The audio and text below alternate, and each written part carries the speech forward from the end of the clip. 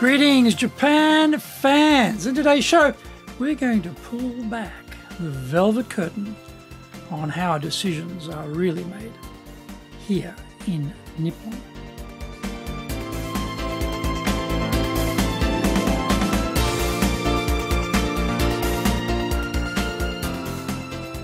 Maishu, arigatou gozaimasu, and welcome back to the 7th year of the Leadership Japan series. And I'm your host in Tokyo, Dr. Greg Story, your corporate coaching and training guy committed to your success, president of Dale Can You Train Japan, a best-selling author, Japan Sales Mastery and Japan Business Mastery. We are broadcasting around the world from Minato-ku in the center of Tokyo, the leadership capital of Japan. This podcast brings insights, examples, and experience about leading in Japan. Trust me, it is different here. Don't forget to subscribe and share this podcast with your family, friends, and colleagues. We are not being sponsored by Libsyn, but we value your privacy, which is why we have our podcasts hosted by Libsyn. Unlike many other hosting organizations, Libsyn have a strict policy that does not allow access to your private information by anyone. Here is our daily podcast lineup 6 days a week. Mondays, the Cutting Edge Japan Business Show. Tuesday, the Presentation Japan series. Every second Tuesday, Business Touches You no Oshie show. Wednesdays, the Sales Japan series. Thursdays, the Leadership Japan series. And every second Thursday, the Business Pro Podcast. Fridays, the Japan Business Mastery show. Saturdays, Japan's top business interviews. Before we get going, today's handy Japanese phrase is muri dayo, which means impossible. Now, this is a very key word. It's very interesting. When we are hearing translations from Japanese to English, sometimes a Japanese person will say muzugashi, and the interpreter will translate that as difficult into English. But in fact, in a Japanese context, it means impossible. But Japanese won't say such a direct word as muri dayo. It's impossible to you. They'll soften it out with a word like muzugashi, which gets mistranslated as difficult. Yes, muzugashi means difficult, but in this business context, it actually means impossible. So muzugashi, difficult, but actually means impossible. Muri means impossible. So between friends, we would say, if they got some crazy idea, you're just going to say, muri dayo.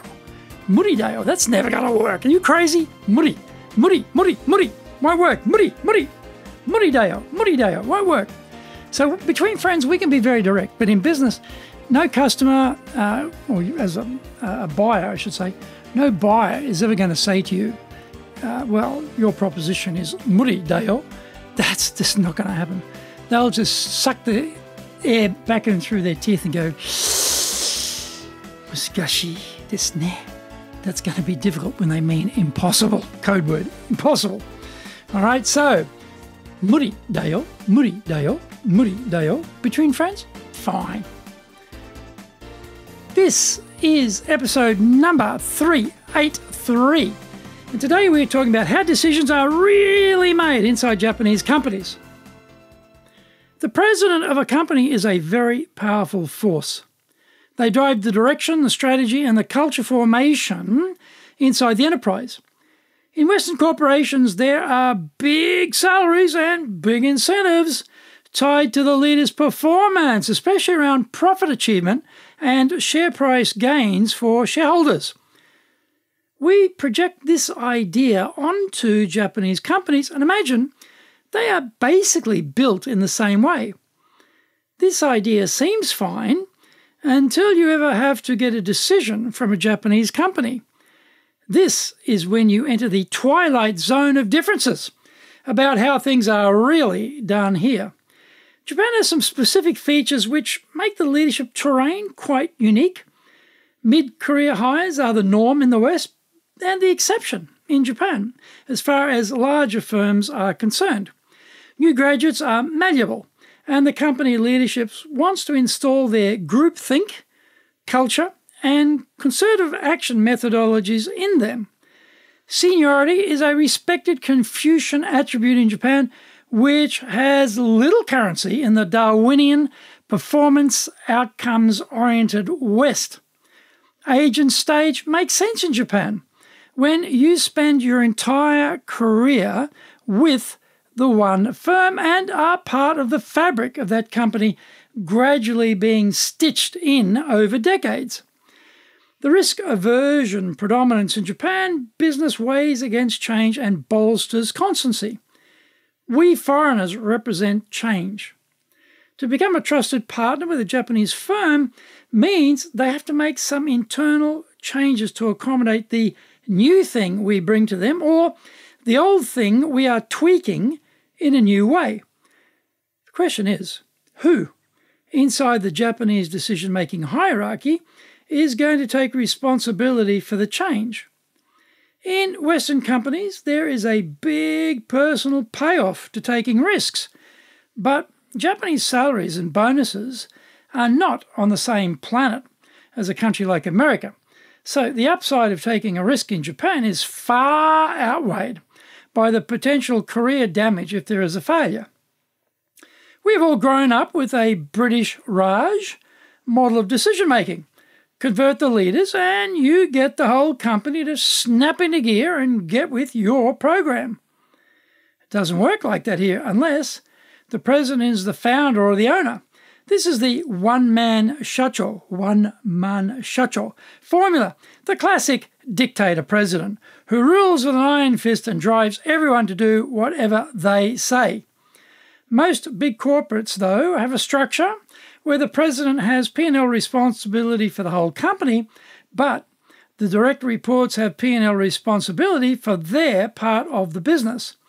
The president can't force them to make expenditure allocations impacting their turf without their agreement. Hence, the reputation of Japan as the country of glacial decision-making. I find this is a bit boring because the Raj approach is much faster and easier for me. No one in Japan cares less what I want. Find out more when we come back from the break.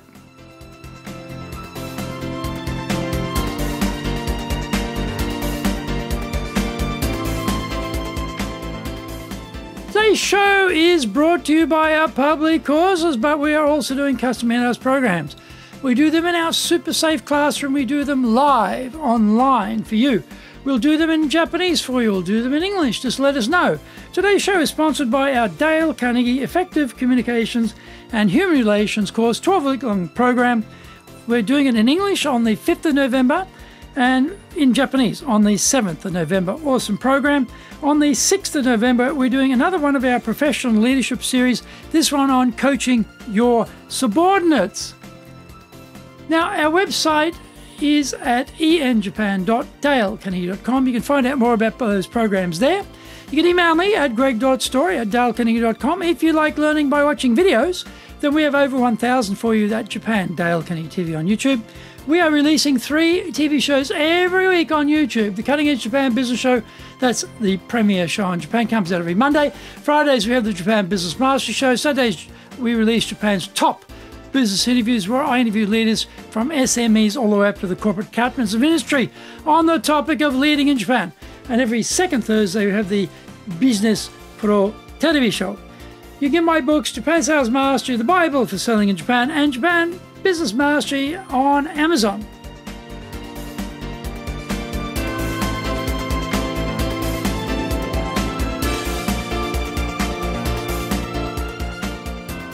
Welcome back. I deal with a lot of presidents as I try my best convert the Raj techniques to get them to buy my training services. Being the president of my firm, I can get access to the senior echelons of the client company and get a hearing. This is where Western logic departs from Japanese best practice. The leaders I speak with won't personally do anything themselves. The company has internal compliance methodologies to reduce risk and protect the firm. The work to investigate my idea will get sent right down to the very bottom of the pile.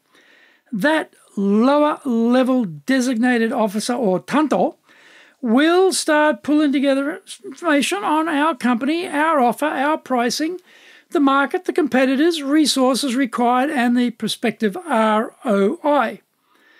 The Tanto will then present that report to their supervisor, the next up the line, who, if they approve it, will place their hanko, or personal seal, on the document. This is a public acknowledgement that it has passed their stringent evaluation process, and they are willing to take responsibility and place it before their superior. The hanko marks on the document will also include any divisions or sections that will be impacted by the buying decision. This is an internal harmonization and communication process to provide checks and balances.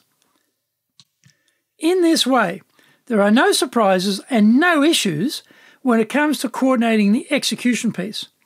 This process is repeated all the way up to the President's direct reports who have P&L responsibility to fund the deal. If it is a big enough decision, there may be a senior executive meeting required. This is usually a formality to bless the decision rather than make a decision. The plan executive sponsor will outline the idea at the meeting.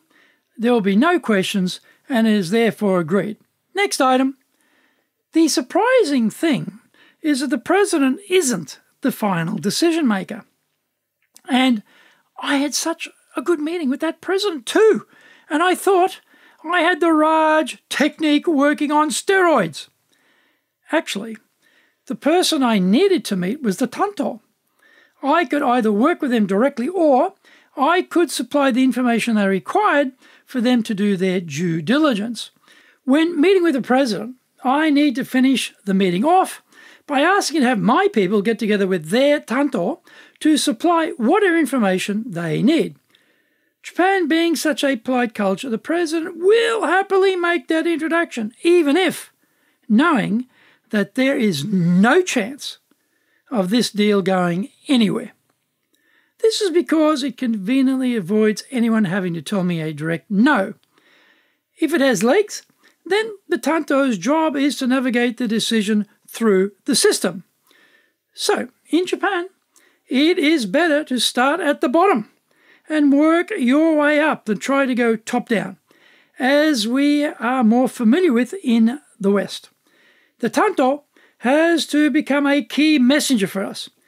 If we can't win over a relatively junior, seemingly unimportant staff member to our cause, then the decision outcome will remain vague and lifeless. Now, we don't want that, do we?